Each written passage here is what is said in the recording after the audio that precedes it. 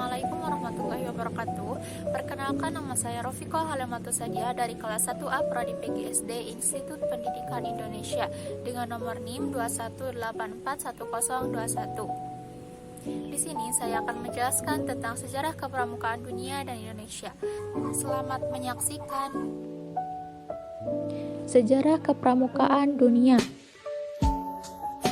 Sejarah didirikannya Pramuka Dunia bermula pada tanggal 25 Juli 1907 saat Baden Powell yang kala itu menjabat sebagai Letnan Jenderal Militer Inggris mengadakan kegiatan perkemahan. Sejak kecil, Baden Powell diketahui menaruh perhatian pada alam bebas dan suka menjelajah hutan di sekitar sekolahnya. Setahun setelah perkemahan, Baden Powell menulis buku tentang prinsip dasar kepramukaan yang berjudul Scouting for Boys. Pada 1910, Baden Powell memutuskan pensiun dari tentara dan mencurahkan seluruh waktunya untuk pramuka. Pada 1912, bersama adiknya Agnes Baden Powell membentuk pramuka untuk perempuan yang disebut Girl Scouts yang kemudian dikenal dengan nama Girl Scouts. 4 tahun kemudian, pada 1916, didirikan kelompok pramuka siaga dengan nama Cub yang berarti anak serigala. Pedoman kegiatannya dilaksanakan berdasarkan buku yang berjudul The Jungle Book, karya Rudyard Kipling. Kepanduan yang semakin berkembang membuat Baden Powell membentuk Rover Scout, yakni organisasi yang mewadahi pemuda yang telah berusia 17 tahun pada 1918.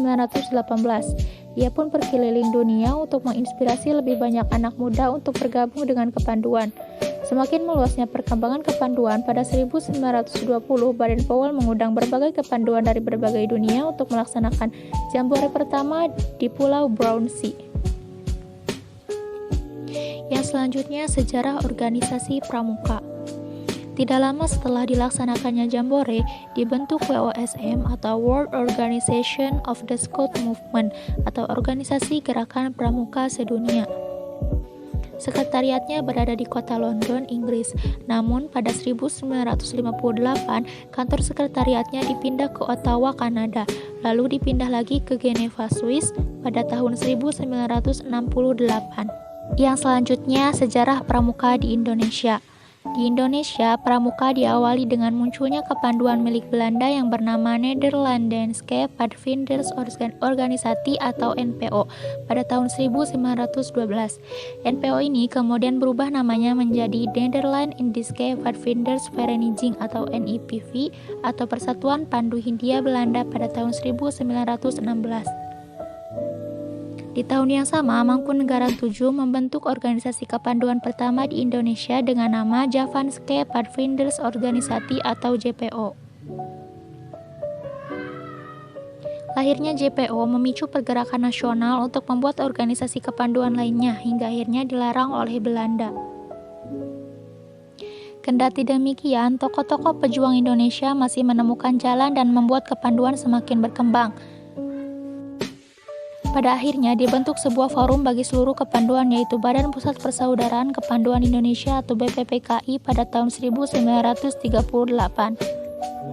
Kemudian pada tanggal 14 Agustus 1961, Panji Gerakan Pramuka ditetapkan oleh Presiden Soekarno lewat Keputusan Presiden Republik Indonesia nomor 448 tahun 1961.